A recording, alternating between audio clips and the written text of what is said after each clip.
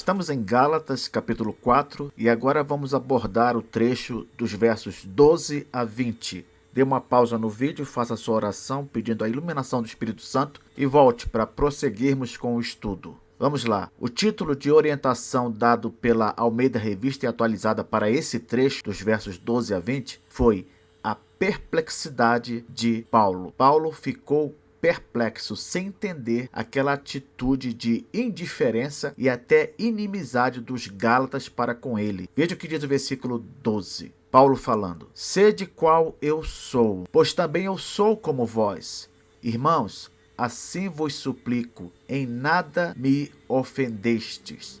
Veja que Paulo começa o versículo declarando: Sede qual eu sou. Em que sentido ele está falando que os Gálatas deveriam ser como ele? Provavelmente no sentido de serem libertos daquela obrigatoriedade de observar a lei como meio de justificação, não é? Afinal de contas, esse é o assunto que está sendo tratado o tempo todo nesta epístola. E ele continua: Pois também eu sou como vós. Irmãos, assim vos suplico. Parece que Paulo ele está amenizando a sua fala nesse trecho. Porque se nós lembrarmos bem, lá no versículo 11, que nós estudamos na aula passada, Paulo disse que tinha receio de ter trabalhado em vão com os crentes da Galácia. Talvez o apóstolo tenha pensado que foi muito duro com essas palavras lá do versículo 11 e resolveu suavizar um pouco o discurso dele. Enquanto ali no versículo 11 ele demonstrou dúvidas quanto à autenticidade do cristianismo dos Gálatas, aqui já é diferente. Aqui ele diz que tanto ele quanto os Gálatas foram libertos pela graça de Jesus, de uma justificação por obras. Então, esse assim vos suplico que ele usa aqui seria uma espécie de apelo, você entende? Para que os Gálatas voltassem a ser o que de fato eles são. Paulo ainda demonstra aqui alguma fé, alguma esperança de que os Gálatas não se desviaram completamente. Então ele faz esse apelo. A seguir ele acrescenta: em nada me ofendestes. O que parece agora é que Paulo começa um novo parágrafo aqui na sua epístola. Por quê, professor? Porque quando ele diz em nada me ofendestes, ele parece querer dizer que os Gálatas não devem pensar que a dureza das suas palavras até agora se deve a alguma questão pessoal. Não, o apóstolo não está falando da forma que ele fala até aqui por causa de algum motivo pessoal. Paulo tinha consideração por eles, consideração de verdade. E também acreditava que os Gálatas, igualmente, tinham consideração por ele, por Paulo. Pelo menos isso é o que eles demonstraram quando conheceram o apóstolo, conforme nós veremos a seguir. Vamos lá, versículo 13 agora. E vós sabeis que vos preguei o evangelho a primeira vez por causa de uma enfermidade física. Observe, este versículo 13, ele dá a entender que Paulo ele não queria pregar o evangelho na Galácia em sua primeira viagem missionária. Não dá essa ideia aqui? Pois bem, pelo que dá a entender esse texto, Paulo planejava passar direto, só que ele foi interrompido por uma enfermidade. Se isso for verdade, se essa tese for verdadeira, veja como é que Deus pode usar até uma doença como instrumento de bênção. De fato, a Bíblia ensina que Deus, na sua soberania, ele pode transformar o mal em bem, como aconteceu na história de José do Egito. Você lembra da história de José do Egito? Lá, em Gênesis capítulo 50, versículo 20, diz assim, José falando para os irmãos dele: Vós, na verdade, intentaste o mal contra mim, porém Deus o tornou em bem, para fazer, como vedes agora, que se conserve muita gente em vida. Os irmãos de José o venderam por inveja, por ciúmes. José foi parar no Egito como escravo, mas acabou se tornando braço direito de Faraó e assim pôde salvar o mundo da época da crise provocada pela fome.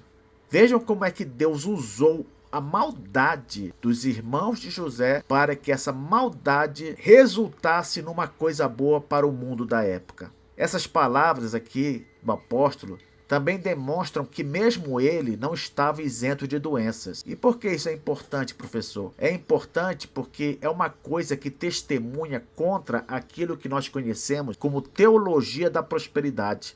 Essa teologia ensina que o crente, o cristão, ele sofre adversidades, ele sofre problemas porque ele não tem fé suficiente ou porque ele não decreta o bem para si mesmo da forma correta, tá entendendo? É o que normalmente a gente chama de confissão positiva. O crente teria que decretar: eu decreto isso, eu decreto aquilo, como se ele fosse Deus. Nós não temos o poder sobrenatural de nos curar a nós mesmos. Não podemos fazer isso. O apóstolo Paulo também não. Se ele pudesse, ele mesmo declararia a sua cura, mas ele não fez isso. Paulo, no seu primeiro encontro com os Gálatas, ele estava com uma enfermidade séria, grave, e ele não se curou, e ao que parece não foi curado também. É importante nós vermos o que a Bíblia ensina sobre as coisas e não o que alguns pastores e algumas igrejas ensinam por aí. Paulo continua, versículo 14: e posto que a minha enfermidade na carne vos foi uma tentação, contudo não me revelastes desprezo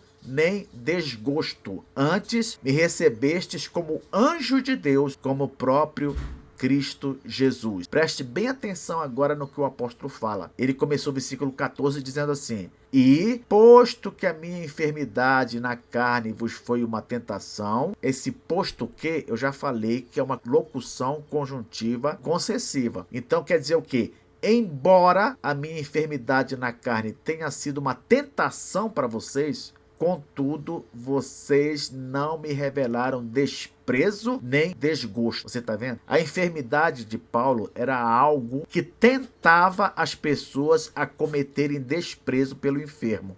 Você já passou por isso? Ver uma pessoa numa situação de enfermidade tal que você sente até uma certa aversão àquela situação, um certo constrangimento. Você já passou por isso? Talvez fosse algo até feio de se ver. O que seria essa enfermidade de Paulo? Não sabemos, mas há várias especulações. Por exemplo, alguns estudiosos defendem que pode ser malária. Professor, de onde eles tiraram isso? Eles tiraram essa ideia porque a malária, ela normalmente é pega em regiões pantanosas. Isso acontece muito nessas regiões, de a pessoa pegar malária. E o apóstolo Paulo, quando ele chegou à região da Ásia Menor, ali onde havia várias províncias romanas e onde ele pretendia pregar o evangelho, ele certamente, antes de chegar a essas igrejas aí dos Gálatas, ele passou pela província romana da Panfilha. Se você olhar no mapa, você vai ver que do lado oeste das igrejas ali que ele pregou, havia uma região, uma província romana chamada de Panfilha, e essa Panfilha, ela tinha em seu território vários pântanos. Então, com base nisso,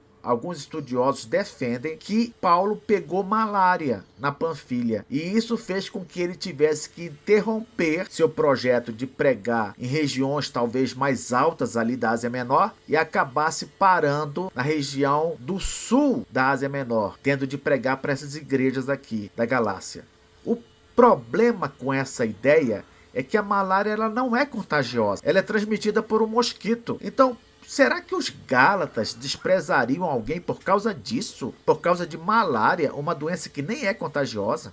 Outra possibilidade também, com respeito a essa enfermidade do apóstolo, é que ele, segundo alguns estudiosos, comentaristas, é que ele seria epilético. Agora, presta atenção. Tudo bem que isso, a epilepsia, poderia causar alguma espécie de preconceito por parte dos Gálatas. Ok. Só que não há qualquer indício dessa possibilidade nos escritos do Novo Testamento. Você não vai achar no Novo Testamento qualquer sugestão de que o apóstolo Paulo tivesse epilepsia. Então, de cara, podemos descartar essa hipótese também. A tese mais provável é que o apóstolo tinha uma espécie de enfermidade nos olhos, algo visível e provavelmente constrangedor. E essa doença que ele tinha nos olhos deve ter começado depois que ele chegou à Ásia Menor. E não são poucos os textos do Novo Testamento que dão essa ideia, sabia? Como, por exemplo, o versículo seguinte, que nós vamos ver daqui a pouco. Então segura aí. Olha que Paulo diz também. Antes, mesmo Paulo tendo essa enfermidade, que ele não revela qual é, ele continua.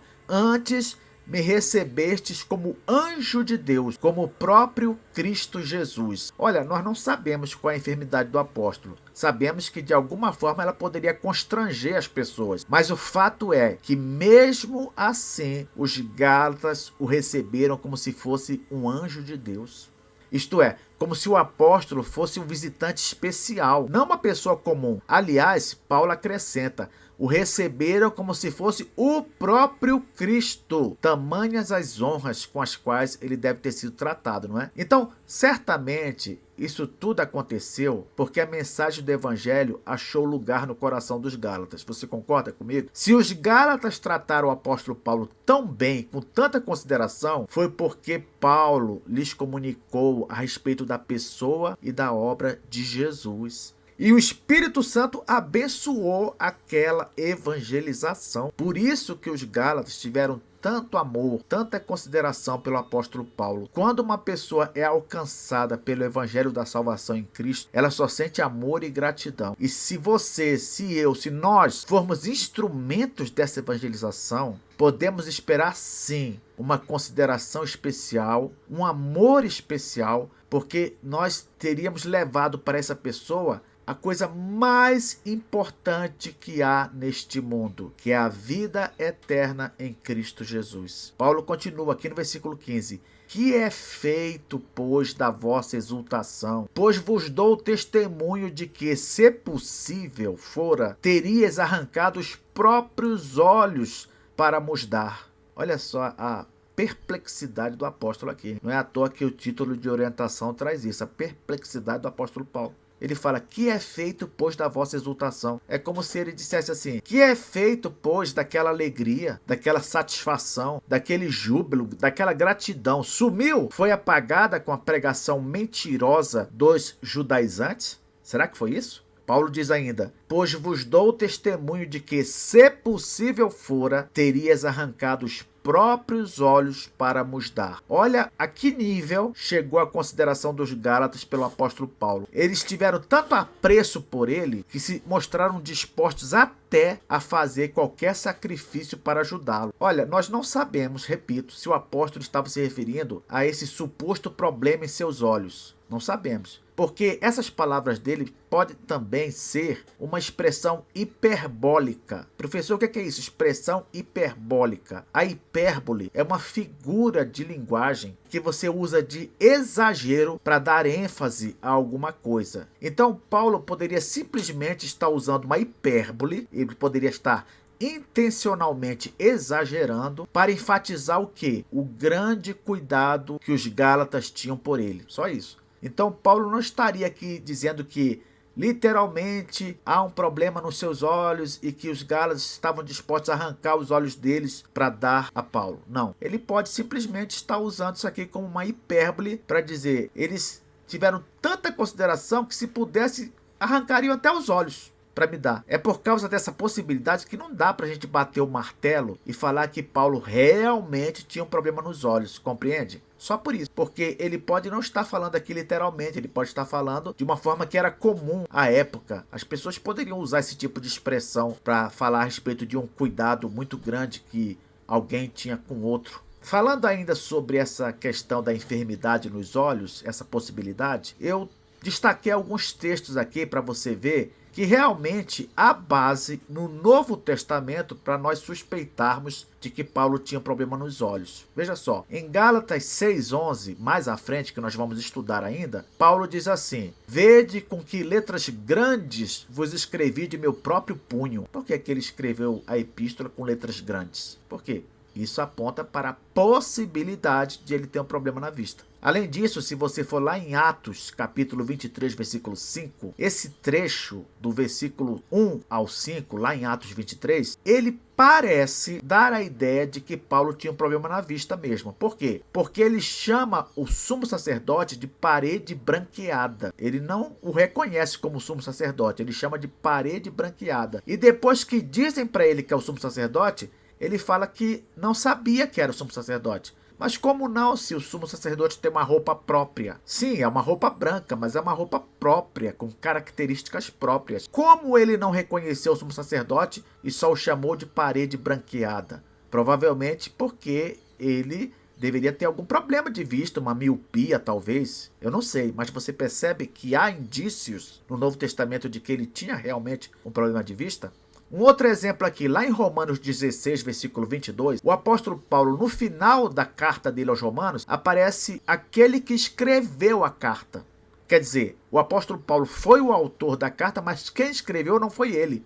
foi alguém chamado Tércio. Em Romanos 16, 22 está escrito: eu, Tércio, que escrevi esta epístola, vos saúdo no Senhor. Então não foi Paulo que escreveu, foi Tércio. Mas por que Paulo colocou Tércio para escrever a carta? Porque ele mesmo não escreveu. Esse tipo de gente que escrevia cartas na antiguidade, que escrevia para os outros, né, eram chamados de amanuenses. Os amanuenses, normalmente, eles eram utilizados por alguém que quisesse mandar um texto bem escrito para o seu destinatário. Mas mandar um texto bem escrito, Paulo poderia fazer isso. Ele tinha preparo para isso, a não ser que ele tivesse algum problema de vista. Outra coisa também, às vezes as pessoas usavam um amanuense porque elas não estavam em condições de escrever por si mesmas. Por exemplo, a pessoa podia estar presa. Então o que ela fazia? Ela transmitia a mensagem para um amanuense e ele escrevia no lugar dela. Só que Paulo, quando escreveu a epístola aos Romanos, não há nenhuma informação de que ele estivesse preso na época. Então por que ele mesmo não escreveu? Você percebe quantos indícios nós temos? Agora uma questão que eu vou colocar só por curiosidade. Será que esse problema de vista, se é que era mesmo problema de vista, não seria o espinho na carne que Paulo menciona lá em 2 Coríntios, capítulo 12, a partir do versículo 7? Será? Não sabemos. Versículo 16. Tornei-me porventura vosso inimigo por vos dizer a verdade? Aqui Paulo já começa a endurecer de novo o seu discurso. Ele agora vai confrontar os Gálatas com essa atitude de desprezo deles, mesmo tendo recebido o evangelho da verdade. Sobre este versículo e os seguintes, nós falaremos na próxima aula.